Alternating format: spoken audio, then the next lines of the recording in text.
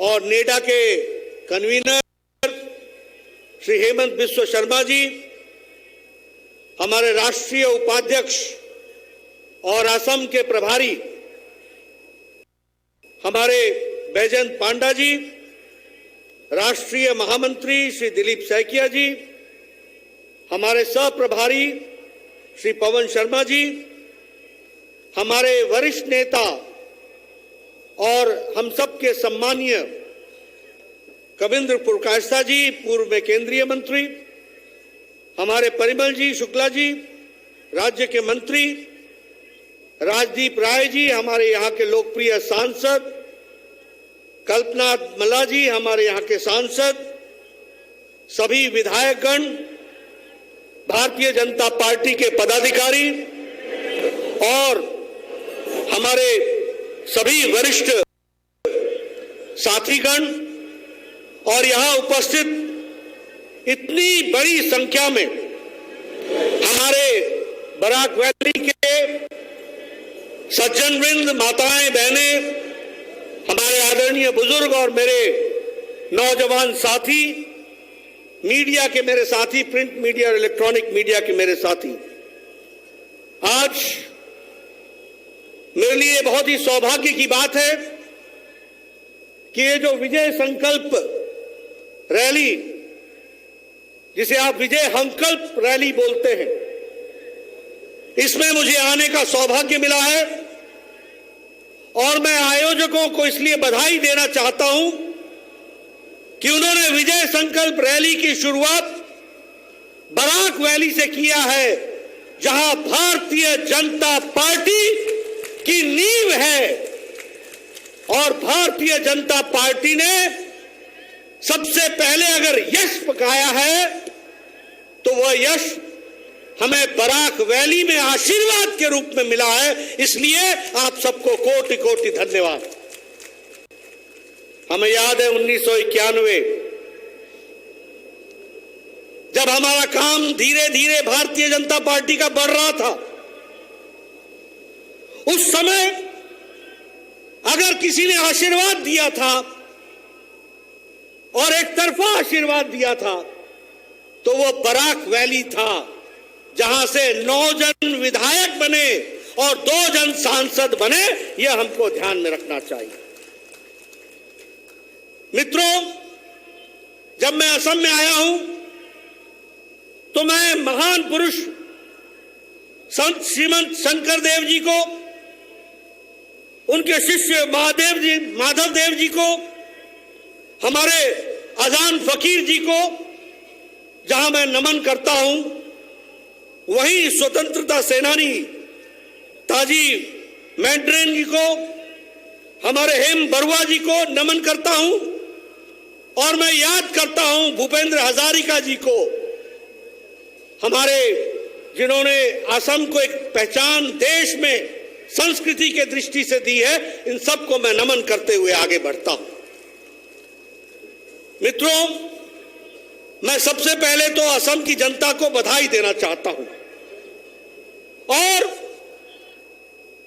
असम की सरकार को, सर्बानंद सोनोवाल जी को, हेमंत बिस्वा शर्मा जी को, हमारे रंजीत दास जी को, पार्टी को बधाई देना चाहता हूं कि उन्होंने भारतीय जनता पार्टी को यशस्वी बनाया है और आगे बढ़ाया है। इसके लिए मैं बधाई देना चाहता हूं।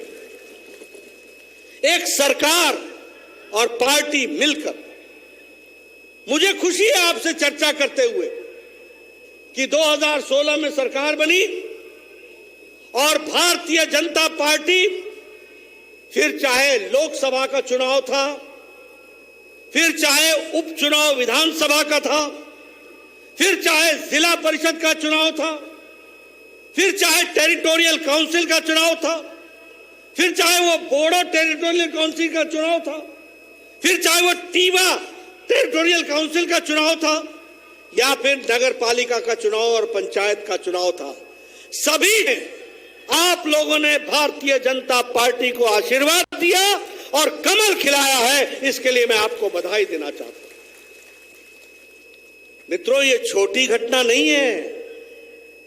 2016 में हम सरकार में आए, 10 में से 9 लोकसभा की सीटें जीती। यह छोटी घटना नहीं है कि कोई चुनाव 2021 आ गया। सारे देश में आपकी अगर मैं पंचायत की बात करूं तो 50% से ज्यादा वोट आया। अगर मैं दीमा हसाओ और करीबी एंगलोंग के ऑटोनोमस काउंसिल की बात करूं तो हमने चुनाव जीता है। हमने तीवा का ऑटोनोमस काउंसिल का चुनाव 36 में से 33 सीटें जीती है, ध्यान में रखना चाहिए।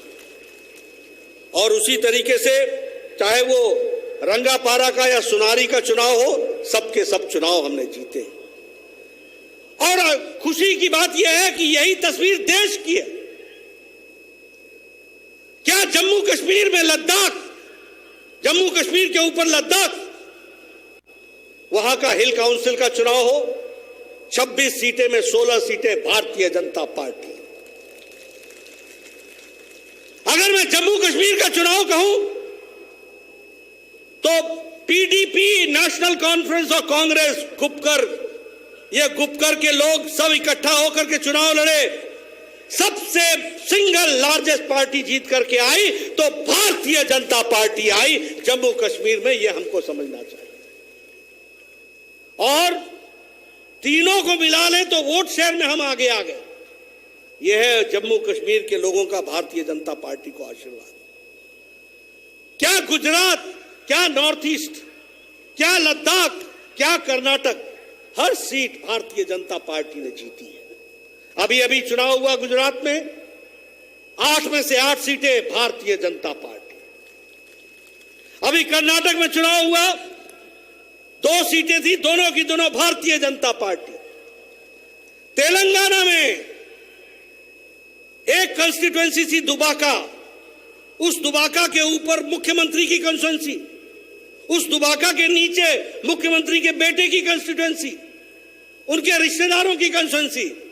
वहां भी दुबाका में धमाका हो गया और बीजेपी जीत गई। यह परिस्थिति आकर के खड़ी। अगर हम बात करें मध्य प्रदेश, 28 में से 22 भारतीय जनता पार्टी। अगर हम उत्तर प्रदेश की बात करें तो 8 में से 7 सीटें भारतीय जनता पार्टी। और अगर हम बिहार की बात करें तो सबसे बड़ा स्ट्राइक रेट और सबसे ज्यादा सीट लाने वाली भारतीय जनता पार्टी। यह परिस्थिति आकर के खड़ी। अगर हम नॉर्थ ईस्ट की बात करें, मणिपुर में 5 में से 4 सीटें भारतीय जनता पार्टी। अगर हम अरुणाचल प्रदेश की बात करें तो 241 सीटों में 190 सीटें भारतीय जनता पार्टी अरुणाचल प्रदेश। और अगर मैं ईटानगर के म्युनिसिपल कमेटी कॉर्पोरेशन की बात करूं तो भारतीय जनता पार्टी। अगर मैं पासीघाट के म्युनिसिपल कमेटी की बात करूं तो भारतीय जनता पार्टी। सारे देश में भारतीय जनता पार्टी कमल का निशान खिल रहा है। अभी राजस्थान के चुनाव हुए, कहते थे किसान का आंदोलन चल रहा है, चुनाव पंचायत के थे, किसानों ने एक तरफा आशीर्वाद राजस्थान में भारतीय जनता पार्टी को दिया। यह हमको ध्यान में रखना चाहिए। सिलवासा में चुनाव हुआ, वहां भी भारतीय जनता पार्टी। गोवा में चुनाव हुआ, भारतीय जनता पार्टी। 40 में से 30+ सीटें भारतीय जनता पार्टी लेकर के आ गई। इसलिए मित्रों, मोदी जी के नेतृत्व में टीम इंडिया, सारे बीजेपी एक साथ लगकर और सारे देश में मोदी जी को आशीर्वाद देने के लिए भारत की जनता आतुर है। इस बात को हमको समझना चाहिए। मित्रों, अगर मैं आसाम की बात करूं तो मैं आपको यह बताना चाहता हूं, आसाम की संस्कृति, असम की भाषा, अहम की भाषा, अहम का अपना अस्तित्व, इन सारी चीजों को संभाल के रखने का काम भारतीय जनता पार्टी का है। भारतीय जनता पार्टी ने हमेशा संभाल के रखा है। इसको हमको ध्यान में रखना चाहिए। अहम की संस्कृति, अहम की भाषा, ये सबको हमेशा अगर किसी ने तवज्जो दी है तो वो भारतीय जनता पार्टी ने दी है। यहां के अधिकारों के बारे में भी चर्चा हुई तो उसके प्रति भी अगर संवेदना रखी है तो वो भारतीय जनता पार्टी ने रखी है। इस बात को समझना चाहिए। ये असम का आंदोलन जब चल रहा था तो इसको देशव्यापी बनाने में सबसे पहले अगर किसी ने आवाज उठाई थी तो भारत रत्न श्रीमान अटल बिहारी वाजपेयी जी ने पार्लियामेंट के अंदर और पार्लियामेंट के बाहर आवाज उठाई। सारे देश में इस नारे को गुंजाया था, श्रीनगर हो या गुवाहाटी, अपना देश अपनी माटी। केरल हो या गुवाहाटी, अपना देश अपनी माटी। और असम आंदोलन के साथ सारे देश में भारतीय जनता पार्टी सदा सदा खड़ी रही। इसको हमको समझना चाहिए। असम की भाषा बहुत ही अच्छी भाषा और इसको संभाल करके रखने की जिम्मेवारी हम सब की है, जिसको हम लोगों ने किया है। और असम को देश में भी स्थान देने की बात आई तो वो हमेशा एनडीए की सरकार रही है। फिर चाहे वो भारत रत्न देना हो भूपेंद्र हजारिका जी को तो नरेंद्र मोदी जी की सरकार आती है। अगर हमारे लोकप्रिय गोपीनाथ बोरदोले जी को देना हो तो वो अटल जी की सरकार होती है, जो भारत रत्न से सम्मानित करती है। इसलिए असम की संस्कृति, असम का नेतृत्व, असम के अस्तित्व को अगर किसी ने पहचाना और उसको देश में स्थान देने का काम किया है तो वो एनडीए की सरकारों ने किया है। बहुत शांति तरीके से लोगों का विकास के लिए हम काम करते रहे। यहां 6 कम्युनिटीज, 6 प्रजातियां जिनको हम लोगों ने एसटी का स्टेटस दिया, लेकिन एसटी के स्टेटस देने में किसी का हक नहीं छीना, उनका हक बरकरार रखते हुए इनको भी एसटी का स्टेटस दिया। फिर चाहे वो मोरन हो, मोटोक हो, कुछ राजवंशी हो, ताई अहोम हो या फिर आदिवासी टी ट्राइब्स के लोग हो। आपने कभी देखा कि कांग्रेस सरकार ने हिम्मत की? कभी इन लोगों के बारे में सोचा? कभी इस तरीके की बातचीत की? इसको रखने का काम अगर किया तो वो भारतीय जनता पार्टी की सरकार ने किया।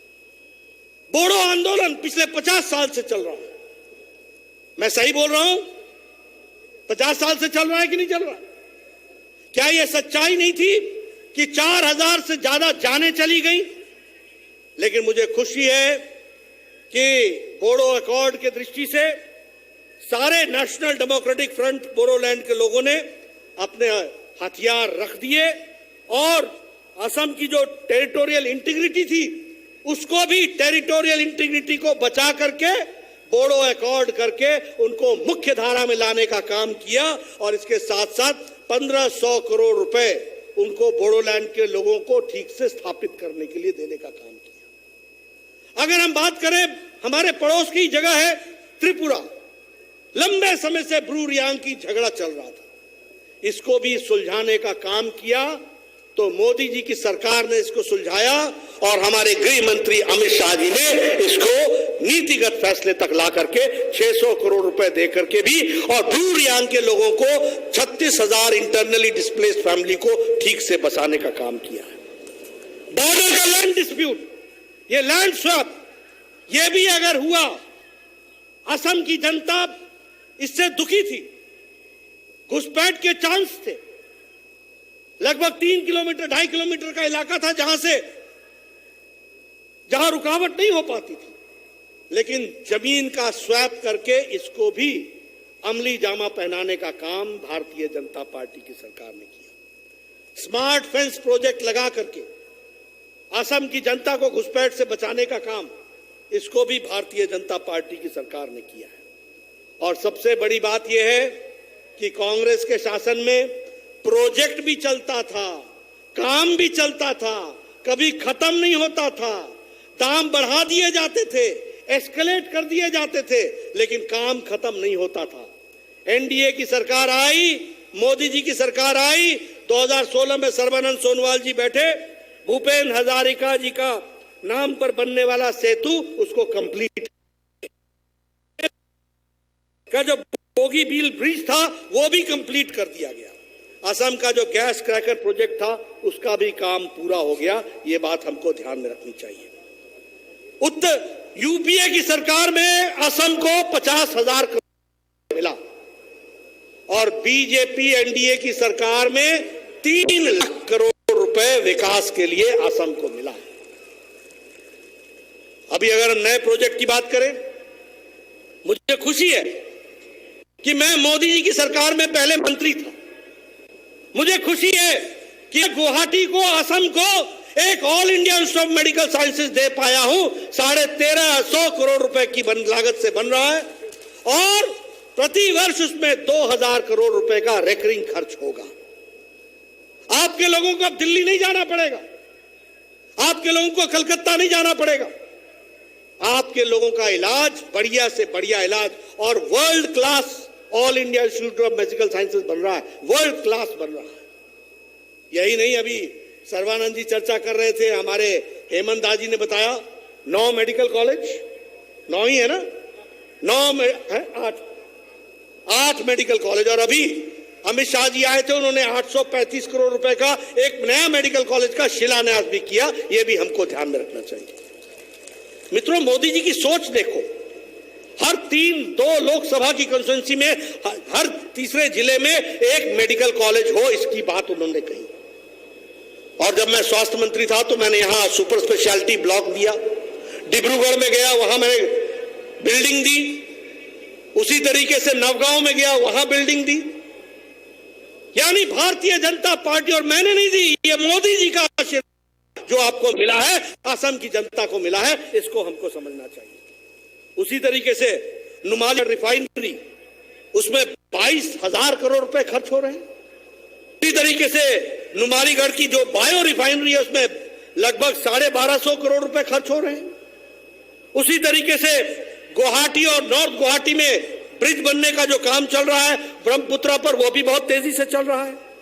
15 नए नेशनल हाईवे बनाए गए हैं, 31 स्टेट रोड हाईवेज को हाईवे बनाया गया है और 5 नए ब्रिज ब्रह्मपुत्रा पर बन रहे हैं। यह असम की बदलती तस्वीर है जिसको हमको समझना चाहिए। मित्रों, उसी तरीके से असम पीछे नहीं रहा है। मैं आपसे चर्चा करना चाहता हूं। जब सर्बानंद सोनोवाल जी ने सरकार संभाली तो यहां पर टॉयलेट्स बनने की स्थिति यह थी कि लगभग 70%, 30% टॉयलेट्स नहीं थे। प्रधानमंत्री जी ने स्वच्छता अभियान चलाया और मुझे खुशी है कि 11 करोड़ जो टॉयलेट्स बने, 35 लाख टॉयलेट्स यहां असम में बने और अब 100% ओडीएफ हो गया है असम। ये छोटी घटना नहीं है मित्रों। आपको मालूम नहीं गांव की तस्वीर कैसी है। गांव में बहनें सूर्योदय और सूर्यास्त का इंतजार करती थी अपने दैनिक नित्य क्रम करने के लिए। ये विमेन एम्पावरमेंट मोदी जी ने दिया। आज घर घर में टॉयलेट्स बने, 35 लाख टॉयलेट असम में बने हैं और 100% आज ओडीएफ हो गया। और महिलाओं को कितनी बड़ी एम्पावरमेंट हुई, इसको हमको समझना चाहिए। उसी तरीके से जनधन योजना, 40 करोड़ लोगों के खाते खुले और बहनों के विशेष करके बता रहे थे कि 22 करोड़ लोगों को उनके खाते खुले हैं।